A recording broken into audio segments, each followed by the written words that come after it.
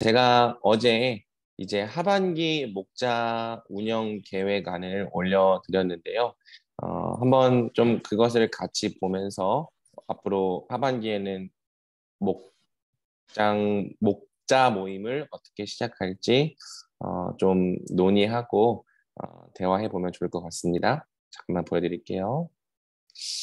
어, 음, 자, 원래 이제 우리가 상반기에는 어, 목자 모임에서 주로 목장 운영에 관한 이야기를 나눴어요. 소그룹 운영에 관한 주제로 함께 이 목자 모임을 나누었는데요. 사실 좀 고민을 많이 했습니다. 하반기에도 소그룹 운영 방법에 관한 것들을 더 자세히 심도 있게 해야 하나. 어, 사실 중간에 이제 그만두기보다는 끝까지 하는 것이 좋지 않을까도 좀 생각을 해보게 되었고요. 어, 또 한편으로는 우리가 이제 방법도 중요하지만 목자와 제가 좀 함께 한 스피릿을 공유하고 또 공동체와 관련해서 함께 한 비전을 보는 것이 중요하겠다라는 생각도 들었습니다. 둘 중에 이제 어떤 것을 선택해야 되는가 고민을 하다가 이제 사실 운영 방법에 대한 부분들은 여러분들이 강의로도 들었지만 6개월 정도 목장을 직접 운영해 보면서 나름대로 자신만의 노하우와 자신감을 갖게 되었을 거라고 생각을 해요. 그래서 이제 하반기에는 이제 설교에서도 교회에 대한 내용이 진행이 될 텐데 교회에 대한 그 비전과 또 가치들에 대해서 우리가 함께 고민하고 나누는 시간으로 보내면 좋겠다고 생각을 했습니다. 어, 다만 이제 내일 들을 설교를 미리 듣는 그런 형태가 되기보다는 좀 더 목자들끼리만 나눌 수 있는 심화 질문을 가지고 나누려고 해요. 그래서 여러분들이 어제 미리 받아봤겠지만 뉴스레터 나눔 질문만 있는 것이 아니라 오늘 우리가 목자 모임에서 나눌 심화 질문도 함께 배포해 드렸습니다. 그래서 우리가 어떻게 하면 이 설교의 내용을 좀 더 깊은 차원에서 우리 삶과 공동체에 적용해 갈 수 있을지도 함께 이 목자라는 측면에서 고민하면 더 선하고 많은 풍성한 결과를 얻을 수 있을 것 같아요. 그래서 여러분들이 이러한 비전에 함께 동참해 주기를 부탁드립니다. 자, 매주 목자 모임을 통해 함께 성경적 교회를 이루기 위한 고민을 나누고 서로가 서로를 돌보는 가족 공동체를 형성한다. 성경적 교회를 이루기 위한 고민을 나누는 것이 변경된 부분이고요. 나머지 서로가 서로를 돌보는 목자 가족 공동체를 형성하는 것은 어, 이미 상반기 때부터 해오던 내용입니다. 이 11시부터 11시 20분까지 오늘은 조금 이 시간을 좀 더 써서 오늘은 30분까지 하겠지만은 평소에는 20분 정도로 설교 핵심을 강의하고요. 제가 심화 질문을 발제를 하려고 해요. 그러면 여러분들은 목자 소그룹에서 서로 인사도 하고 삶도 나누고 제가 발제한 심화 질문으로 좀 같이 고민해 보면 좋겠습니다.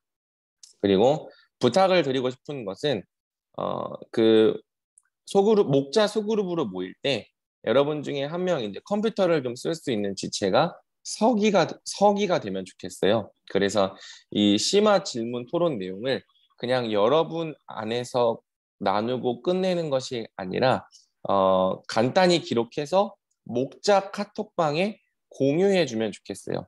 지금 오늘 여기 심화 질문이 들어있는데 이 질문에 대한 내용들은 좀 우리가 함께 고민하고 생각해야 될 부분이라고 생각을 합니다. 그래서 여러분들이 어떻게 생각하는지 저도 궁금하고요.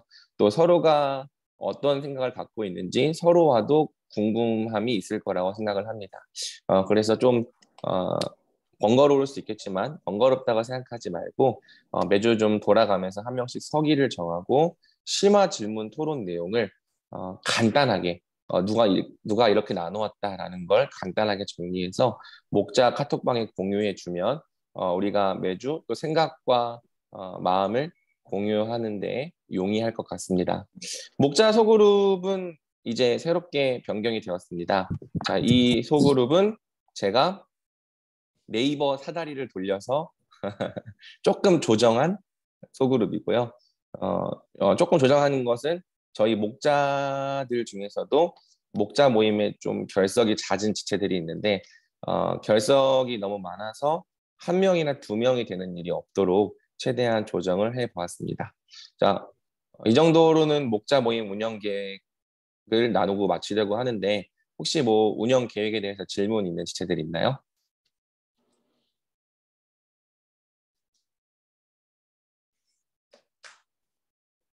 네, 없으면 자 이제 우리 뉴스레터 내일 설교와 관련된 질문으로 들어가 보도록 하겠습니다. 이제 저희가 복음에 대한 설교를 총 18번 들었고요. 이제 남은 설교 횟수가 12번입니다. 그동안은 이제 객관적인 구원에 대한 내용으로부터 시작을 해서 우리가 그리스도 안에서 개인적으로 누리는 하나님 나라의 복에 관한 말씀을 살펴보았는데요.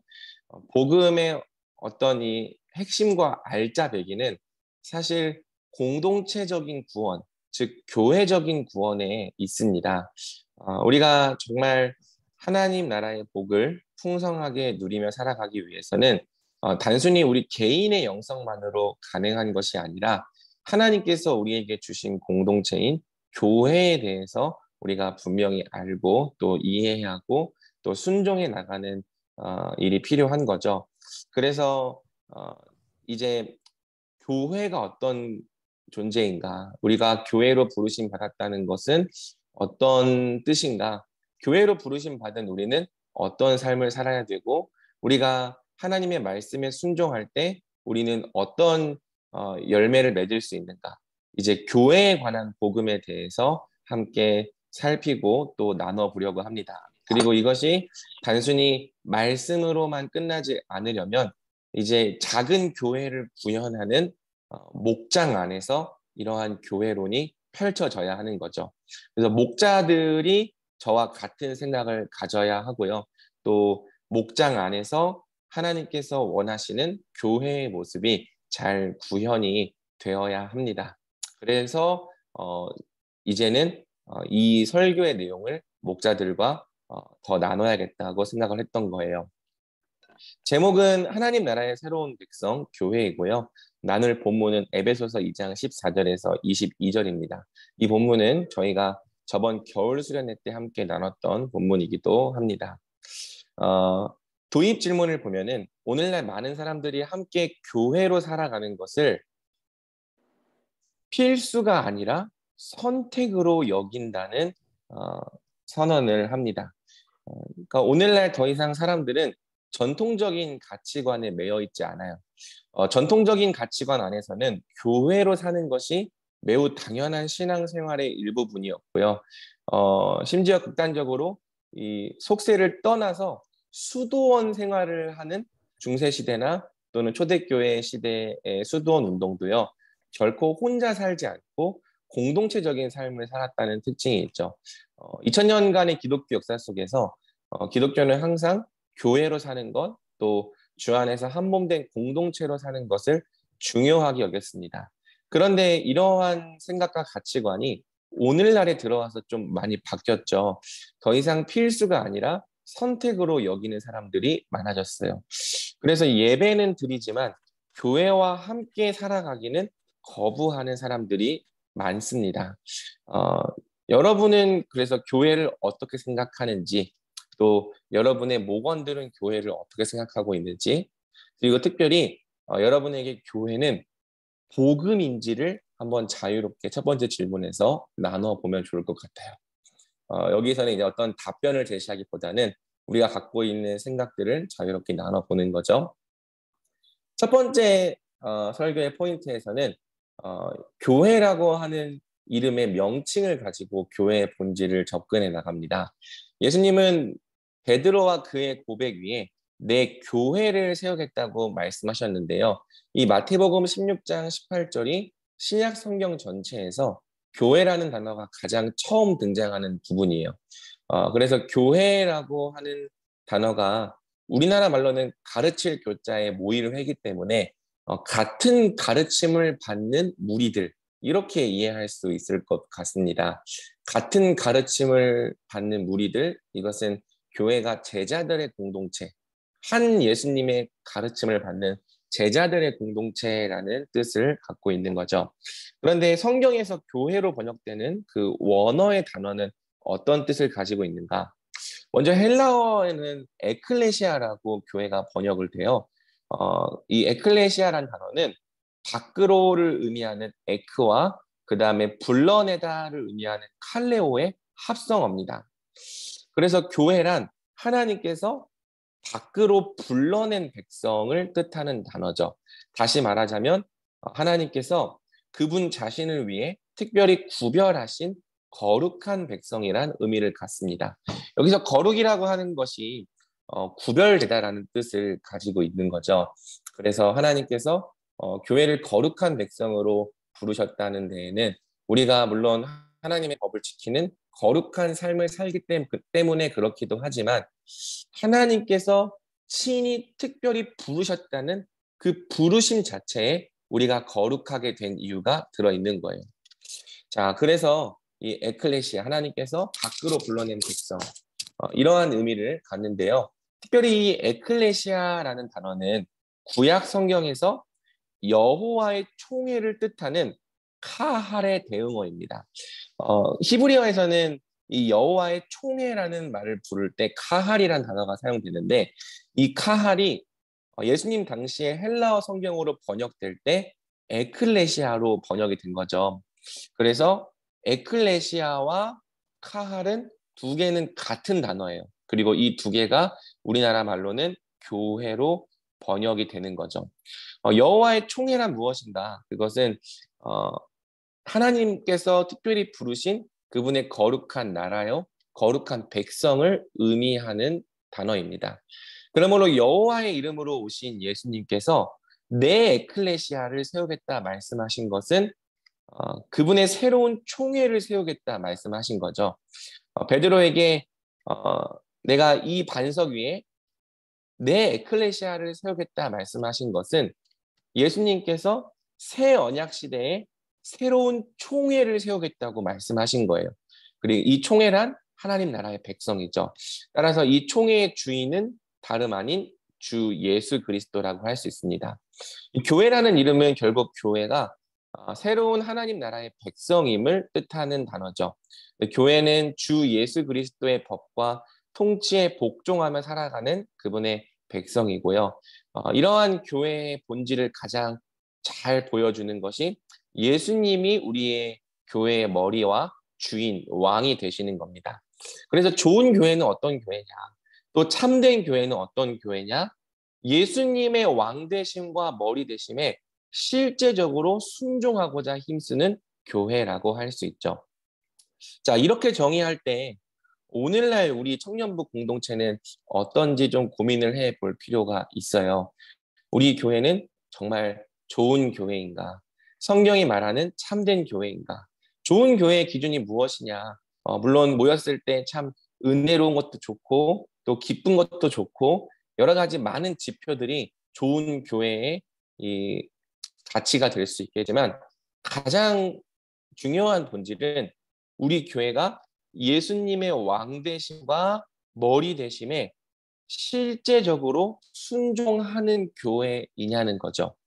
단순히 예수님께서 우리 교회의 머리가 되신다는 것을 그냥 고백으로만 하는 것이 아니라 실제로 우리가 예수님의 왕 되심과 머리 되심을 따르기 위해 그분의 가르침을 받고자 힘쓰고 또 날마다 그분께서 성령을 통해 베푸시는 은혜 받기 위해 힘쓰며 그분의 법대로 살아가기 위해 힘쓰고 있는가.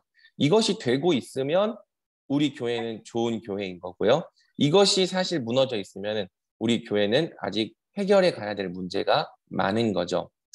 오늘날 많은 사람들이 교회를 사실상 소비자적인 태도로 대합니다. 교회가 하나님 나라의 백성이라는 생각, 내가 예수님을 왕으로 섬기는 그분의 백성이라는 정체성이 거의 없는 거죠. 대신에 나는 교회를 이용하는 소비자고 고객이라는 태도를 갖고 있는 거예요. 교회를 마치 내게 필요한 서비스를 제공하는 서비스 업체처럼 생각하고 그렇기 때문에 말씀도 서비스, 목장 모임도 서비스, 또 예배도 서비스, 모든 걸 다 서비스처럼 생각을 하는 거죠. 예수님께 복종하고 예수님의 머리 대심에 순종하기 위해 살아가기보다는 나를 위해 교회를 이용하고 또 기독교도 이용하고 어떤 서비스를 이용하려는 이 소비자적인 태도가 강하다는 거예요. 하지만 교회는 나를 위해 존재하는 서비스 업체가 아닙니다. 우리는 예수님을 위해 살고 예수님을 위해 존재하도록 부르심 받았습니다. 그래서 우리가 이 포인트에서 정말 우리 교회가 특별히 목장 안에서부터 함께 예수님의 왕 되심과 머리 되심을 철저히 인정하고 따르는 교회가 되도록 여러분들이 촉구하고 또 같이 소망하며 기도하면 좋겠어요. 두 번째 포인트에서는 예수님께서 십자가 구속 사역을 통해 이루어내신 교회의 본질을 말해주는데요. 에베소서 2장 14절에서 18절 말씀을 통해 우리가 이제 그 본질을 살펴보죠. 이 페이지가 이상한 페이지가 들어가 있네요. 자, 에베소서 2장 14절에서 18절 말씀 제가 한번 읽어드리겠습니다. 에베소서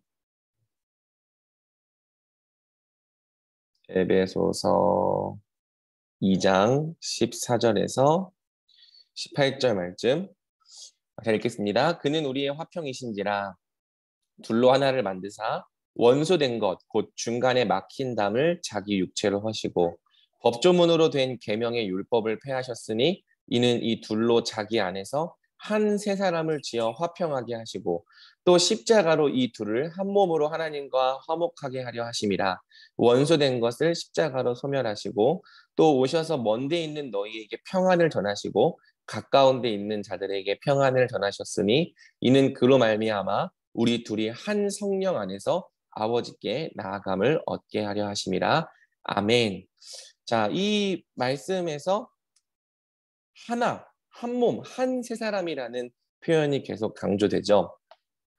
사람들은 흔히 예수님의 십자가 구속 사역의 목적을 개인적 구원에만 적용합니다.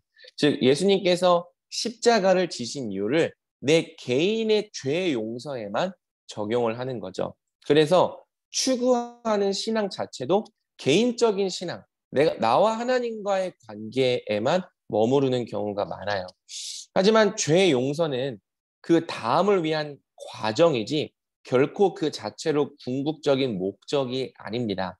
예수님께서 십자가를 통해 모든 사람의 죄를 속량하신 데에는 그보다 훨씬 더 중요한 목적이 있었던 거죠. 그러면 죄의 용서를 넘어서는 더 중요한 목적이 무엇인가? 그것을 에베소서 2장 14절에서 22절은 우리를 한 몸 되게 하시는 거라고 말하는 거예요. 예수님께서 십자가를 지신 결과 서로 원수되었던 우리 사이에 화평이 임했다고 말하는 거죠. 예수님께서 그분의 육체와 십자가로 사람과 사람 사이에 중간에 막힌 담을 허무시고 원수된 것을 소멸하셨습니다. 서로 사랑할 수 없는 사람들, 담을 쌓고 살아가는 사람들 사이에 담을 허물고 또 원수된 것을 소멸하셨다는 거예요. 본래 둘이었던 사람들을 결코 하나 될 수 없었던 사람들을 예수님 안에서 하나, 한 몸, 한 세 사람으로 회복을 하신 거죠. 이것이 교회라는 거예요. 예수님께서 십자가를 지신 목적은 그분 안에서 한 몸으로 회복된 교회를 이루시기 위함입니다. 그래서 죄 용서의 은혜는 인정하면서 교회로 살기를 거부한다면 예수님께서 십자가를 지신 궁극적인 목적을 부인하는 것이나 다름없다는 거죠. 오늘날 많은 사람들이 예수님께서 나의 죄를 위하여 죽으셨다는 것은 인정해요. 그 구원의 은혜에는 참여하려고 합니다. 그런데 교회가 나를 구원하신 목적이라는 그 말씀은 부인하고 따르려 하지 않는 거죠. 최대한 교회와 적게 어울리고 교회와 적게 관계 맺으며 교회에 최소한으로 들어가려고 하는 거죠. 또는 더 적극적으로 아예 그냥 교회의 필요성 자체를 부인하며 그냥 개인적으로 신앙생활 하려는 사람들이 많은 겁니다. 하지만 성경은 분명히 말해요. 예수님께서 십자가를 지신 목적은 단순히 죄 용서가 아니다. 둘이었던 사람들을 하나로 만드는 것, 둘이었던 사람들을 한 몸으로 회복하시는 것. 그래서 한 성령 안에서 한 아버지를 예배하게 하시는 것이 우리 삼위 하나님의 꿈이었다고 말하는 겁니다. 그래서 우리가 죄 용서의 은혜를 인정한다면 우리를 한 몸으로 회복하신 공동체적 은혜도 반드시 인정해야 하는 거예요. 죄 용서의 은혜는 인정하면서 우리를 교회로 부르셨다는 부르심을 부인한다는 것은 하나님의 꿈을 부인하는 것이고 우리를 구원하신 하나님의 목적을 부인하는 것이고 사실상 모순된 말을 하게 되는 것이나 다름없는 거죠. 우리가 이 포인트에서는 하나님 예수님께서 우리를 하나 되게 하시려고 부르셨다는 부분을 강조해 주면 좋겠습니다. 마지막 이제 세 번째 포인트에서는 성경이 교회를 비유하는 세 가지 비유에 대해서 간단히 설명하고 마치는데요. 동일한 시민, 하나님의 권속, 함께 지어져 가는 성전 이 세 가지로 비유를 하죠. 그래서 동일한 시민, 그리스도 안에 있는 성도들은 모두 같은 권세를 가진 동일한 시민이다. 하나님의 권속, 권속이란 말은 오늘날 잘 안 쓰는 표현이긴 한데 하나님과 함께 밥을 먹는 식솔들, 가족이란 뜻이에요. 교회로 부르심 받은 모든 지체들은 하나님의 가족이 되었습니다. 비유적인 의미가 아니라 실제적이고 존재적인 의미에서 우리는 하나님의 가족이 된 거예요. 왜 우리가 이렇게 가족답게 못 사는가? 가족이지만 가족답게 살지 못하는 일은 얼마든지 일어날 수 있습니다. 그래서 중요한 것은 우리의 정체성을 분명히 알고 다시 가족답게 살려고 애쓰는 거예요. 또 한편으로는 우리가 실제적이고 존재적으로 가족이 되었기 때문에 우리가 조금만 함께 힘쓴다면 얼마든지 가족으로 다시 살 수 있는 거죠. 우리가 현실에서도 가족끼리 소원해지고 가족끼리 멀어지는 일들이 자주 일어나지만 또 혈연상 가족이기 때문에 또 화해하고 다시 가족됨을 회복하는 일들도 많이 일어나죠. 피는 물보다 진하다는 말이 괜히 있는 게 아니잖아요. 근데 저는 피보다 성령 안에서 함께 하나로 이어진 그 성령의 끈이 더 강하고 견고하다고 믿습니다. 우리가 예수님 안에서 실제적이고 존재적인 의미에서 하나님의 가족이 되었어요. 그래서 우리는 하나님의 뜻대로 가족답게 살도록 힘써야 하는 거죠. 특별히 오늘날 이런 공동체적인 가치와 가족됨의 가치가 많이 무너진 이 시대에서 우리가 이 가족된 삶을 잘 회복해낸다면 우리가 더더욱 이 시대에 선한 영향력을 많이 비추고 나타낼 수 있을 것 같습니다. 세 번째는 함께 지어져 가는 성전인데요. 교회는 하나님께서 영광으로 임재하시는 살아있는 성전입니다. 지어져 가는 성전, 즉 진행형으로 건설되어 가는 성전이라는 게 교회의 특징이죠. 서로 사랑하며 한 몸으로 연합될수록 교회는 더더욱 하나님께서 임재하시는 성전으로 자라가는 거예요. 교회가 서로 연결되고 연합될수록 교회 안에는 하나님의 영광과 사랑이 더욱 풍성하게 나타나고 드러나게 되는 것이죠. 그래서 우리가 이 세 가지 포인트, 교회는 하나님의 백성, 예수님을 머리와 왕으로 섬기는 하나님의 백성이다. 그리고 교회는 함께 하나, 한 몸, 한 세 사람으로 회복된 공동체이다. 이 두 가지가 사실 설교의 메인이고 이제 여기에 더해서 성경의 교회를 설명하는 세 가지 비유, 시민, 그리고 가족, 그다음에 성전. 이 그림을 함께 갖는 것, 이것이 내일 설교를 통해서 나누려는 목적이고 제가 공동체 안에 함께 공유하려는 목적입니다. 자, 적용 질문이 사실 여러분들이 소그룹 안에서 가장 자세히 나눠야 되는 부분이죠. 그러니까 사실 2번, 3번, 4번은 여러분들이 소그룹 안에서 자세히 나누라고 주는 질문이라기보다는 설교를 들을 때 그 설교의 흐름을 놓치지 말라고 주는 질문이라고 할 수 있어요. 그래서 소그룹을 할 때는 사실 2번, 3번, 4번 이해에 관련된 질문들은 그렇게 자세히 다루지 않아도 됩니다. 그냥 정말 짧게 간단하게 요약해 주면 될 것 같아요. 그렇다면 이제 뭘 주로 중요시하게 나누냐? 1번과 5번을 이제 가지고 우리가 자세히 나눠야 되는 거고요. 삼위 하나님의 꿈은 결국 교회입니다. 우리가 겨울에 삼위 하나님의 꿈 교회라는 주제로 함께 말씀을 나눴죠. 하나님은 한 성령 안에서 한 몸으로 한 아버지를 예배하는 교회를 세우시기 위해 자신의 독생자를 주셨습니다. 예수님이 십자가를 지신 목적도 결국에는 교회입니다. 따라서 구원의 부르심에 가장 합당한 삶은 함께 교회로 사는 것입니다. 이것은 제가 의미로 여러분들에게 강조하고 강요하는 것이 아니라 성경 자체가 그렇게 말하고 있어요. 구원을 받은 부르심에 가장 합당한 삶은 우리가 성령이 하나 되게 하신 것을 힘써 지키는 삶이죠. 자, 당신은 교회로 살고 있으니까 다른 지체들과 함께 한 몸으로 붙어서 연합되어 연결되어 살아가고 있습니까? 만약 그렇지 않다면 그 이유가 무엇입니까? 설교를 들은 후 바뀐 생각이 있다면 무엇입니까? 여러분 목자이기 때문에 이미 교회 안에서 들어와 교회를 사랑하는 마음으로 섬기고 있다고 생각을 합니다. 하지만 또 목원들 중에서는 또 그렇게 교회와 깊이 연관되고 싶어 하지 않는 목원들도 많을 거라고 생각을 해요.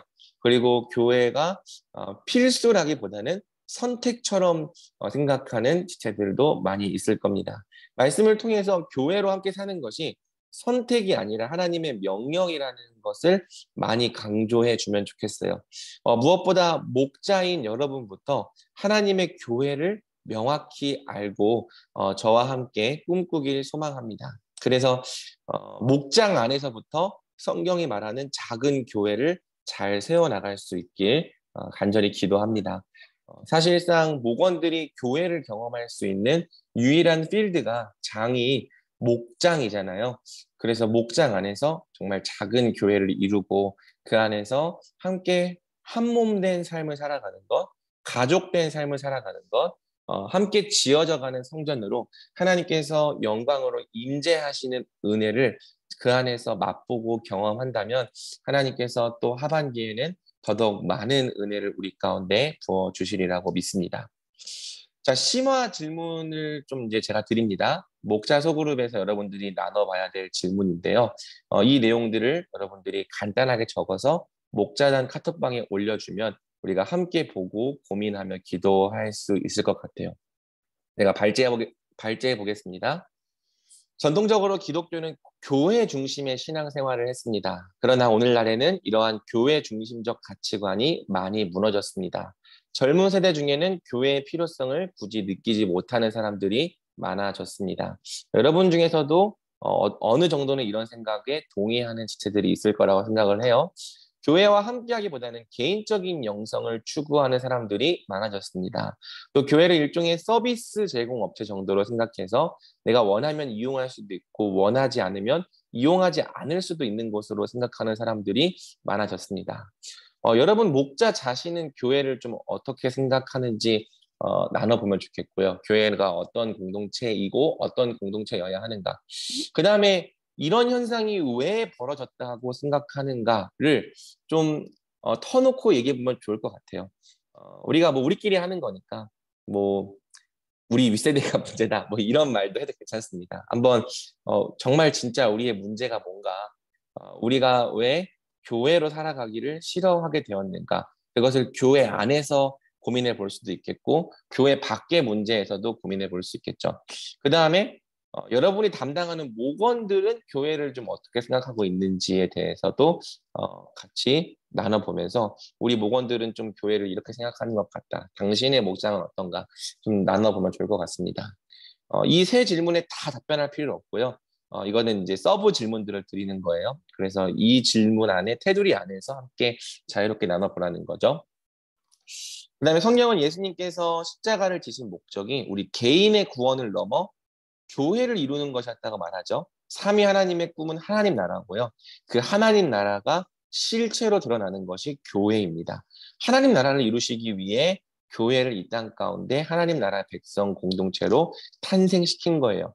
그러므로 우리가 정말 성경적 신앙을 추구한다면 반드시 성경적 교회를 회복해내야 합니다. 자, 그러면 이거를 어떻게 좀 회복해내야 할 것인가를 한번 같이 머리를 맞대고 고민해 보면 좋겠어요. 오늘날 교회가 다시 교회로 회복되기 위하여 우리에게 꼭 필요한 것이 무엇이라 생각하는가? 무엇이 바뀌고 무엇이 개선되고 무엇이 개혁되어야 한다고 생각하는가? 목자인 나는 교회 회복을 위해 어떤 노력을 할 수 있는가? 또 우리 목장은 어떤 노력을 더 해야 하는가?